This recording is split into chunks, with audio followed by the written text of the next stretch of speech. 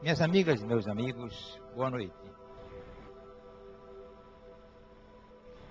Não sei precisar exatamente o local ou o país, mas existem alguns costumes em que quando uma pessoa morre, a família contrata umas choradeiras. Essas mulheres têm a única finalidade de chorar diante do caixão. É um gesto puramente exterior, mas é uma tradição em alguns lugares. Quando você analisa a dor da família, a dor daquela pessoa que perdeu um ente querido, esse choro exterior, esse espetáculo, ou essa satisfação para os outros, de nada vale. Da mesma maneira, acontece isso com a reza. A reza simplesmente pelo fato de rezar, de repetir, não tem nenhum sentido, não tem nenhum valor. A expressão que a gente tanto usa no nosso, para muitos, certo?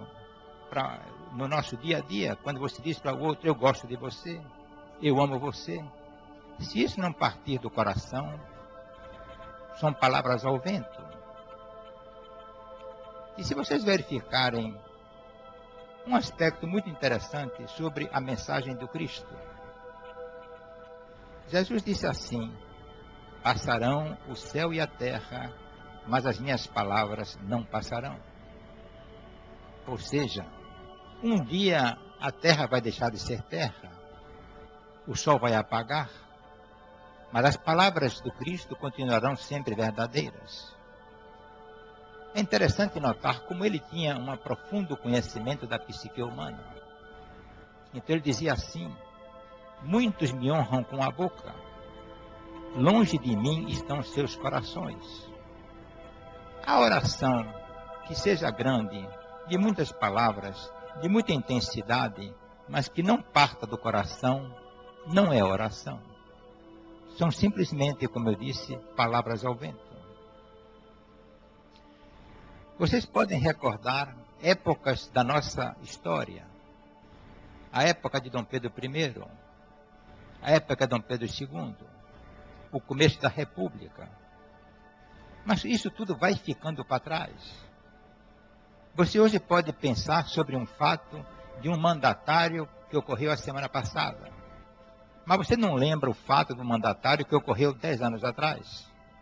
Ou seja, cada mandatário, cada época tem sua característica própria. Jesus falava ao povo 2000 anos atrás. Mas a sua mensagem é atualíssima. Vale hoje. Muitos me honram com a boca. Longe de mim estão seus corações. Quem quer ouvir a expressão, eu gosto de você, se souber que no fundo, essa pessoa não gosta da pessoa? É simplesmente o que? Uma tentativa de embelezar o panorama, de tentar florear ou tentar agradar, não sendo sincero. Qual é um de nós que deseja um elogio que não seja verdadeiro? Ou mesmo que receba uma crítica que não seja verdadeira? A oração é simplesmente você falar com Deus. Isso é a oração. Mas para você falar com Deus, Deus não está fisicamente diante de você para falar cara a cara, como a gente fala com um colega. Eu não sei onde Deus está, nem conheço Deus. Eu sei da história de Jesus. E Jesus ensinou a gente a orar com o coração. Quando você se recolhe ao seu mundo interior e ora a Deus, Ele lhe ouve e o melhor, Ele lhe atende. Diz assim na Bíblia: quando orardes, entra no teu quarto e fecha a porta.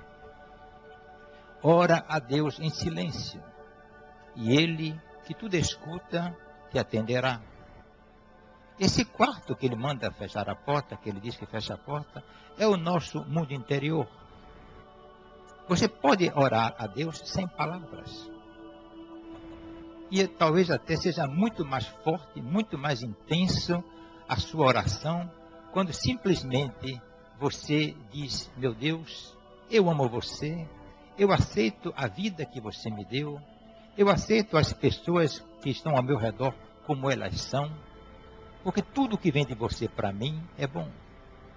Você pode dizer isso em silêncio, e certamente isso agrada a Deus.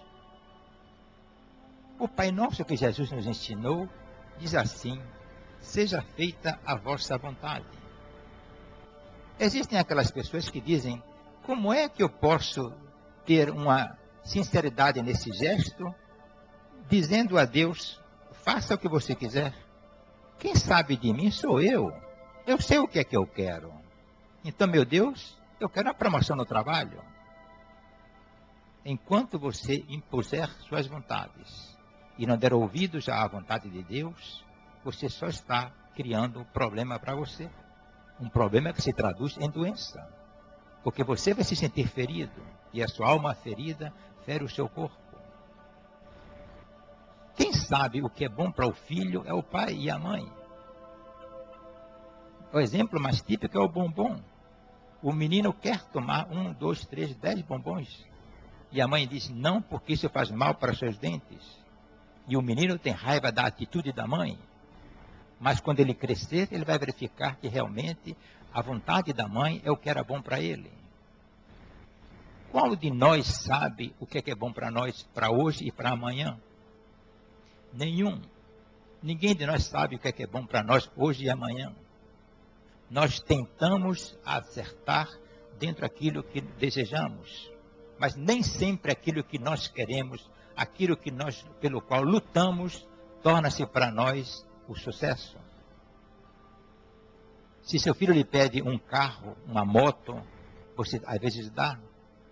Existem casos em que essa moto, dada com tanto carinho, acaba sendo um instrumento de acidente para ele. Ah, se eu soubesse que ia acontecer isso, não teria lhe dado. Mas se você não sabe o que vai ocorrer no dia de amanhã, mas Deus sabe, qual é a sua relação com Deus para estabelecer esse entendimento, esse ponto de união entre os dois e que atenda aos dois? Nós não sabemos. Aí entra a oração. Deus tudo vê. Deus tudo sabe. Deus conhece o íntimo do seu coração. Então, por que certas vezes nós nos escondemos atrás disso e achamos que Ele não está ali, não está vendo, e então tentamos fazer a coisa do outro modo? E no fim, sempre dá errado. Deus tudo vê. Deus tudo sabe. Onde está, meu amigo? Onde está, minha amiga, a sua humildade? Porque quando a gente não aceita a vontade de Deus, é porque a gente acha que eu sei o que eu quero para mim. Eu estudei, eu trabalhei, eu tenho experiência. É assim que tem que ser feito. E se esquece de que o mundo não é aquilo que ele vê e que ele pega. A vida é muito mais do que isso. Eu comecei a ler ontem um livro chamado Prova do Céu. Um médico americano, professor da escola, de uma escola em Miami, 25 anos de experiência, e neurologista, pesquisador. Aquele homem que só acredita naquilo que ele pode provar cientificamente. Não vá dizer a esse homem que Deus existe, porque ele vai chamar você de qualquer coisa, porque só existe para ele o que a ciência prova. Esse homem adoece com uma bactéria, uma coisa semelhante a uma meningite. Durante 7 dias, esse homem fica inconsciente. E ele tem sonhos e visões nesses 7 dias. Então ele escreveu o livro Prova do Céu. Então ele diz: o mundo não é aquele mundo que eu imaginava do telescópio, do microscópio. Existe realmente alguma coisa a mais, porque o que eu vi é real. O que eu passei é real. Então ele tem visões de um outro mundo distante, em que ele tem paz. Qual riqueza pode ser para nós melhor do que a paz? Pessoas que abastadas têm tudo que podem imaginar. Têm mais e mais daquilo que já têm. E nem sempre são felizes. Nem sempre têm paz. Eu me lembrei, ainda há pouco, quando raciocinava sobre a palestra de hoje, que na Guerra do Vietnã, que foi a época de 60, mais ou menos, 60 e 70, durante o Natal, existia o armistício de Natal. Ou seja, os grandões se sentavam numa mesa e escreviam um documento dizendo: durante 7 dias, ninguém vai dar tiro em ninguém, ninguém vai matar ninguém. E eles respeitavam isso. E passados 7 dias, a carnificina voltava.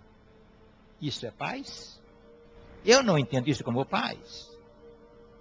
Pode ser chamado de paralisação de bombardeio. Pode ser chamado de trégua de assassinatos, ou lá o que seja. Não paz. Tanto é que Jesus, voltando ao caso, disse assim: eu vos deixo a paz. Eu vos dou a minha paz. Não como o mundo vos dá. Porque a paz do mundo é a ausência da guerra. Mas isso não resolve. O homem que tem tudo e não tem paz, ele não está em guerra. Ao contrário, ele está na busca. E se ele for feliz, ele vai encontrar o mundo que existe dentro de si e vai ter paz. Se ele não encontrar, ele vai morrer infeliz. A oração, meus irmãos, é isso. É simples, é fácil e é verdadeira. E vocês perguntam às vezes: sim, eu oro, peço a Deus, mas Ele não me atende. Qual é de nós, pai ou mãe ou irmão, que vendo um outro pedindo uma ajuda, um auxílio e podendo dar, recusa? Nenhum de nós faz isso. Se você que está ali com a roupa de vermelha, ou se você que está ali no canto, for solicitado por alguém uma ajuda, você certamente dará, a menos que você não possa realmente dar. Se alguém lhe pede um pão, você recusa? Se alguém lhe pede uma ajuda, uma mão para atravessar uma rua, ou até um dinheiro para tornar a coisa mais clara, quando você pode dar, você dá, você empresta. Agora vocês imaginem o nosso Criador, que está velando por nós todos os momentos, que está ao lado de cada um de nós. Será que Ele não vai atender a um pedido nosso? Se Ele não for verdadeiro, não vai ser atendido. Mas se Ele for verdadeiro, será atendido. Em silêncio. Eu já observei algumas vezes, e vocês sabem disso, uma criança de poucos meses num berço, doente. A mãe fica debruçada no berço, em silêncio, olhando para a criança. Não está dizendo nada, mas interiormente está lançando uma energia positiva, uma energia de cura para aquele filho. Está dizendo assim: eu faço parte do universo. Deus me deu este filho. Este filho precisa da cura. E esse raciocínio silencioso traz energias de cura. Equivale a um passe que a gente dá no salão. Ou seja, as energias estão aí. E nós, às vezes, não sabemos conduzir essas energias para o lado nosso positivo, para o lado da cura. O potencial humano é imenso. Um homem tem uma força gigantesca. Pode trabalhar durante 40, 60, 80 anos numa vitalidade enorme. Isso fisicamente. E quem comanda esse fisicamente é o mental. E quais são as escolhas que nós fazemos? Como nós usamos o poder da mente? Para quê? Para ameaçar o outro? Para tirar vantagem? Para querer ser o melhor? E depois? Depois mesmo vazio. Eu conto algumas vezes uma pessoa que eu pouco conhecia, em que tivemos uma reunião sobre a conclusão de uma obra. Terminada a reunião, esse senhor, já de seus 70 e poucos anos, que tinha tido uma vida construída em uma instituição bancária, virou para mim e me disse: Antônio, eu sou um cara frustrado. Eu estranhei pelo fato dele se dirigir a mim, que pouco me conhecia. Mas em função dos argumentos da reunião, ele parece que simpatizou um pouco. Eu sou um cara frustrado. Já estou velho, tenho patrimônio, meus filhos estão crescidos, minha filha mora na América, eu vou viajar para a semana, mas existe um vazio dentro da pessoa.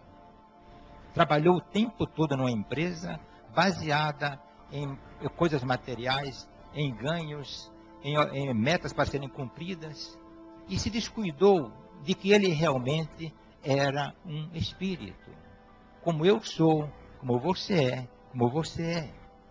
E como espírito, o espírito precisa ser alimentado com coisas do espírito. E o alimento do espírito é Deus. É a sua oração quando você simplesmente vive a presença de Deus em você. Não adianta dizer, eu quero isso, eu quero aquilo, meu Deus, faça aquilo outro. Eu sei, meu Deus, eu acredito, eu rezo 10 terços. Isso não resolve. Deus não quer nada disso. Deus quer a sinceridade do seu coração. Através desse corpo físico que nós temos, muita coisa se esconde. Você diz uma coisa para uma pessoa, mas está pensando em outra. Mas quando você vê o espírito puro, sem corpo físico, o espírito, a imagem de Deus, a imagem de Jesus, esse espírito é transparente. Não dá para se enganar. Um espírito diante de outro percebe todo o pensamento que ele pode ter. Então, o que é que nós queremos quando tentamos nos esconder, fugindo de Deus? A expressão é essa, fugindo de Deus. Faz de conta que ele não viu. Eu vou fazer isso aqui, mas ninguém está sabendo de nada. Vocês podem perceber como atualmente, quanta coisa que escondida que foi feita por homens maus está aparecendo. E se descobre toda a verdade. Isso falando de nós que estamos na nossa condição de seres, de aprendizes, de seres errantes. Quanto mais para Deus. A expressão é muito simples. Deus tudo vê. Mas não é para dizer que está floreando. Deus tudo vê. Os olhos de Deus não são como os nossos olhos. Existem animais que têm a capacidade de visão melhor do que a nossa. Capacidade de olfato melhor do que a nossa. Relativamente, o homem animal não é dos mais espertos nem dos mais preparados. Existe alguma coisa no nariz da pessoa, vou apenas citar pelo que eu posso me lembrar. Existem algumas milhares de terminações dentro do nariz, mas um animal caçador tem milhões de terminais. Ou seja, tem 10, 20, tem 1000 vezes mais terminais do que nós. Eles têm uma capacidade de olfato que nós não temos. Dizem até que um tubarão pode sentir o cheiro do sangue a 5 ou 6 quilômetros de distância. Então, se nós somos imperfeitos assim, certo? Se nós temos, conhecemos nossas limitações, por que não sentar com Deus e se abrir? Quando você tem um amigo, quando você tem uma amiga, você se abre, conta tudo. Por que você não faz isso com Deus? Você tem medo que ele lhe reprima? Você acha que é humilhante dizer, meu Deus, eu preciso de você? Ele próprio disse, venham a mim. Eu estou aqui para acudir a vocês, para dar a mão a vocês. Tem aquela passagem que diz assim, que a pessoa caminhava na areia e quando olhava para o chão via 4 pegadas. Mas veio a tempestade e depois ele só via 2 pegadas. E então ele se queixava e dizia, meu Deus, eu sabia que você estava comigo na hora do mar tranquilo, mas veio a tempestade, você se mandou, me largou. E o Deus diz assim, na hora que aquelas pegadas se tornaram apenas 2, era eu que carregava você. E a grande verdade é essa. A nossa fraqueza é imensa. E nós queremos muitas vezes ser mais do que Deus. Nós precisamos ter a humildade de reconhecer nossa condição de seres errantes. De seres que estamos começando a evoluir. Começando a crescer dentro do caminho que nos leva a Deus. Viemos de Deus, para Deus vamos voltar. Deus é inevitável. Nenhum ser vivente hoje no mundo vai se perder. Tenha ele o histórico que tiver, tenha ele a ficha corrida pior da história. Deus vai ficar aguardando até o dia que passem dezenas, centenas de encarnações e ele se volte para Deus. Ninguém vai se perder. Deus, na sua sabedoria, não criaria um ser para ser perdido. Algum de vocês aqui trabalha para jogar fora o seu próprio trabalho? Quando Thomas Edison estava tentando os seus trabalhos de laboratório em busca de fabricar uma lâmpada, ele foi quem criou a primeira lâmpada. Ele fez 88 experiências. Quando ele se preparava para a 89 experiência, o auxiliar disse: mestre, você está errando. Já fez 88 tentativas e todas deram errado. Então não é por aí que se caminha, certo? Ele disse: não é assim. Eu já sei de 88 caminhos que são errados. Então valeu para mim a experiência. Então eu estou aprendendo com o erro. O que será que nos prende a continuarmos no erro? Ele estava evoluindo e crescendo porque a cada experiência tomava um novo conhecimento. Mas nós muitas vezes botamos o pé no chão e daqui eu não saio. A coisa tem que ser do meu jeito. E a gente emperra. Ou seja, a paz de que eu estou falando, a paz que Deus tem para você, depende de você, das suas escolhas, do seu comportamento. Quantos minutos por dia, meu amigo, minha amiga, você dispõe para pensar no seu dia? A vida é corrida, todos nós sabemos. Temos muitas coisas para fazer, mas o que nós não podemos fazer é esquecer que somos espíritos e que precisamos cuidar desse espírito. De nada adianta você dizer: ganhei a vida, ganhei o mundo e perder sua alma. Não adianta de nada, porque tudo que você ganha aqui, em termos materiais, aqui fica. Mas quando você faz o bem, quando você procura amar, quando você procura ajudar o outro, isso tudo são tesouros que ficam para você guardados no céu. E lembrando novamente, o mestre dizia que nós não precisamos guardar tesouros que os ladrões roubam ou que as traças comem. Precisamos guardar tesouros no céu. E fazemos isso. Quando você chegar em casa, tire 5 minutos e pense sobre o seu dia. O que foi que eu fiz desde que eu acordei? O que é que eu poderia ter feito pelo outro? Eu trabalho no ambulatório médico e os nossos médicos são todos voluntários.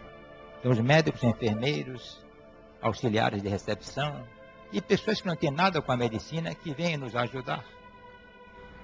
Existe uma energia no ambulatório médico indescritível, no seguinte sentido: estamos há 3 anos no ambulatório e nunca tivemos um aborrecimento nas dependências do ambulatório. Eu nunca vi uma pessoa dos atendidos. Nós atendemos uma base o ano passado foram 18 mil atendimentos. São 3 anos, alguma coisa em torno de 40 ou 50 mil atendimentos. Que alguém dissesse: eu não gostei ou eu fui maltratado. O que eu quero dizer com isso? Quando você se dispõe a fazer alguma coisa pelo seu próximo, quando você se dispõe a fazer uma coisa com espontaneidade, aquilo tem uma energia fabulosa, uma energia contagiosa. Uma energia que chega ao ponto de alguns médicos dizerem o seguinte: eu estava hoje me sentindo mal, eu estava com dificuldade de vim e agora estou satisfeito. Ou seja, doar constitui também um fator de saúde para a pessoa, de satisfação interior. E essa doação é tesouro no céu. Se você não tem uma tarde inteira para doar, você tem um sorriso para dar. Você tem uma palavra para dar. Isso são também doações. Você tem um coração para poder dizer, eu amo a vida, a natureza. Eu aceito meu Deus como Ele é. Eu amo ao universo. Tudo isso são energias positivas que, na realidade, porque são sinceras, representam uma verdadeira oração. A oração que agrada a Deus. E vocês verifiquem o seguinte: uma pessoa pode estar o tempo todo pedindo a Deus isto ou aquilo, e não é atendido. E uma outra pessoa pode fazer o que nós estamos conversando, doando, sendo bom, ajudando os outros. E Deus, quando vê isso, diz, aquele ali é meu amigo, aquele ali faz a minha vontade, eu não posso deixá-lo desprotegido. E então o Deus dá, sem ele pedir, o que ele precisa. Por isso, volta ao Mestre, nas suas poucas palavras, dizia assim, buscai primeiro o reino dos céus e a sua justiça, e tudo o mais vos será dado por acréscimo. Quando você ama, quando você ora com sinceridade, Deus dá a você tudo o que você precisa. Não é necessário que você faça as suas orações e suas súplicas, porque Ele sabe. Agora eu pergunto a vocês, seu filho é um filho legal, estudioso, se esforça, procura ser competente, procura dignificar o pai e a mãe. O que é que você faz por ele? Você dá um presente a ele, você sempre dá uma excursão, dá uma coisa que ele gostaria de ter, dá um computador. Você começa a se preocupar de dar coisas que ele precisa, porque ele é bom. E se você faz isso por seu filho, o que Deus não fará por você? Para que Deus criou o universo? Para que Deus criou essa bola maravilhosa que é a Terra? Criou tudo isso para você e para mim. E criou para dizer, eu tenho condições, eu sou poderoso, eu tenho a sabedoria. Está aí para vocês. Usem e abusem. Como é maravilhosa a nossa vida. Como é belo o nosso planeta. Mesmo com a destruição que o homem faz, como é belo o nosso planeta. Como eu posso amar a Deus e fazer uma oração diante de uma flor. Que maravilha é uma flor, uma rosa, um crisântemo e tantas outras dezenas, centenas e milhares de flores que existem por aí. Você chega numa floresta amazônica que o homem não conhece nem sequer 10% das belezas que existem ali dentro. A troco de que Deus fez tudo isso? Fez para nos mostrar como é grande o amor que Ele tem por nós. E Deus pede o que de você? Deus não pede nada, porque Deus não precisa de nada. Não, aí vai um pequeno engano. Deus não lhe pede nada. Mas Ele fica muito satisfeito quando você diz, eu amo você, meu Deus. Deus fica satisfeito porque Ele vê que a obra que Ele criou está tendo sucesso. Diz assim na Bíblia, e tudo que Ele fez, fez bem feito. Então, quando um de nós segue os passos de Jesus, procura ser bom com os seus colegas, com os seus companheiros, Deus fica satisfeito. Não é nada difícil. Ele não pede nenhum exercício impossível. Ah, mas fazer aquilo, não tem nada disso. Amar a Deus é a coisa mais simples de todas. É o primeiro dos mandamentos. Amar a Deus sobre todas as coisas. E ao próximo como a si mesmo. Ah, mas por que eu vou amar ele? Que ele vai querer levar tudo que é meu? Não é por aí. Quanto mais você ama o seu próximo, quanto mais você doa para o seu próximo, Deus está satisfeito e Deus dá para você. Quando você retém com você o que você ganha, parece que aquilo é uma coisa que não vai para frente. O egoísmo, você enclausurar tudo que você tem, isso prende você, amarra as coisas. Quando você solta, quando você dá, quando você distribui, mais vem a você. É como se fosse uma corrente contínua. A água vai correndo e jorrando e vem mais água pela cachoeira e nunca se termina. Porque Deus criou tudo com fartura. Precisamos ter essa visão aberta. Porque temer o amanhã é desconfiar de Deus. Eu não sei o que vai ser o meu amanhã, e se isso vai continuar sendo assim, então o que é que eu estou dizendo? Deus fez uma coisa limitada. Deus, um dia desse, vai parar de ter água, vai parar de ter alimento. Então o mundo vai encher de gente. E o que é que eu faço? Deus fez tudo na medida certa. Deus fez tudo calculado dentro da sua sabedoria. Por exemplo, o universo que Deus criou, e como eu dizia semana passada, o globo terrestre, tão bonito e tão belo, é rodeado de água. E a água não cai. O globo está solto no espaço e não cai. Quem segura tudo isso? A sabedoria de Deus criou as energias que são imutáveis. E por isso existe equilíbrio no universo. Se vocês disserem para mim, ou me mostrarem um relógio perfeito, eu diria a vocês que não existe relógio perfeito. Todo relógio atrasa. Porque todo relógio tem um mecanismo. E no uso o mecanismo atrasa. Se não atrasa hoje, não atrasa amanhã, daqui a 100 anos, daqui a 200 anos, ele vai atrasar.